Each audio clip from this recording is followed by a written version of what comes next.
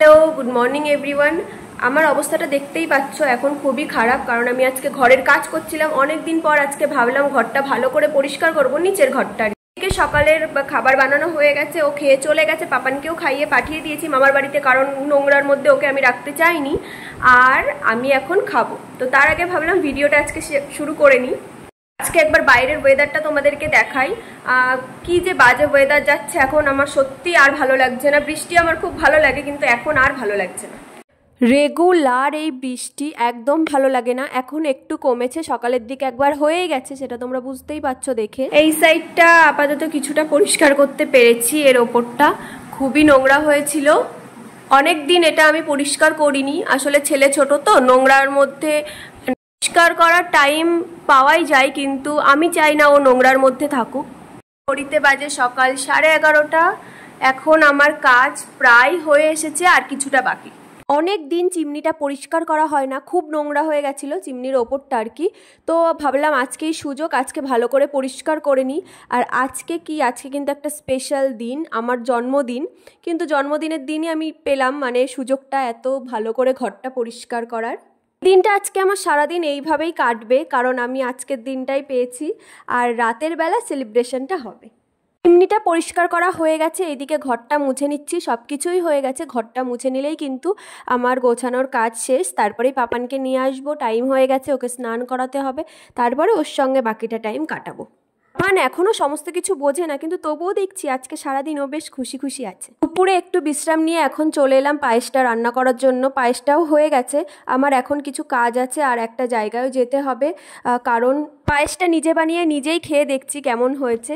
এখন আমরা বেরিয়ে পড়েছি রেডি হয়ে যাব। এখন একটু বেশ আমাদের বাড়ি থেকে অনেকটাই দূরে একটা কাজ আছে। কি কাজ সেটা এখন আমি তোমাদের সঙ্গে বললাম না, পরে একটা কোনো ভিডিওতে জানিয়ে দেব।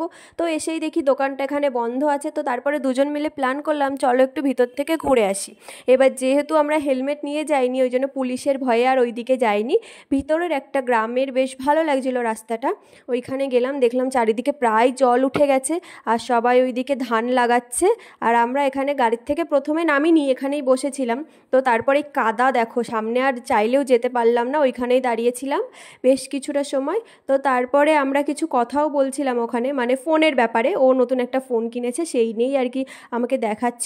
তো তারপরে চলো তোমাদের একটা জিনিস দেখাই, কত সুন্দর ফুলগুলো দেখো রাস্তার পাশে। এই ফুলগুলো হয়ে আছে, অনেক হয়ে গেছে, শুধু একটা জায়গায় না, পুরো রাস্তাটাতেই এই ফুলের গাছ। আর এত সুন্দর লাগছিল ফুলগুলো বেশ একটু ছোট ছোট, কিন্তু খুব সুন্দর লাগছিল দেখতে। আমি ওই জন্য আরেকটু দূরে গিয়ে তোমাদেরকে ভালো করে দেখালাম ফুলগুলো আমি আগেও অনেকবার দেখেছি, কিন্তু আজকে দেখলাম একটু অন্যরকম। আগেরবার দেখেছিলাম আরেকটু অন্যরকম। তো এই দিকে দেখো কতগুলো ছাগল আসছে, বেশ ভালো লাগছিল একসঙ্গে অনেকগুলো। আমি অনেক দিন পর দেখলাম এইগুলো। আর দেখো এইটাকে বেশি ভালো লাগছিল, লাল কালারের। তো অনেক রকম ডিজাইনেরই আছে ওদের গায়ের রং। আমাদের ঘোরা হয়ে গেছে, এখন আমরা ফিরছি, কারণ ওনাকে ফোন করা হয়েছিল, বলেছিল আধা ঘন্টার মধ্যে চলে আসবে।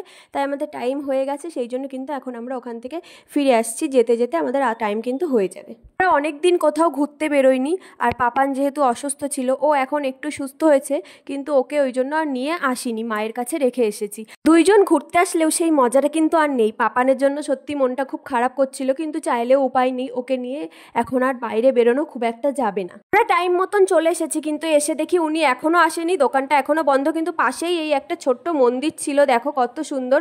মানে আগেকার দিনের মন্দিরগুলো না দেখতে কিন্তু খুব ভালো লাগে। তো সেই জন্য এখানে দাঁড়িয়ে দেখছিলাম। দাদাটা এসেই গেছে, এবার আমাদের কাজটা করে আমরা কিন্তু বাড়ি ফিরবো। ভিডিওটা এখানেই শেষ করছি। ভিডিওটা তোমাদের কেমন লাগলো অবশ্যই জানিও, আর ভালো লাগলে কিন্তু আমার চ্যানেলটিকে সাবস্ক্রাইব করে দিও। তো দেখা হচ্ছে পরের একটি ভিডিওতে, টাটা।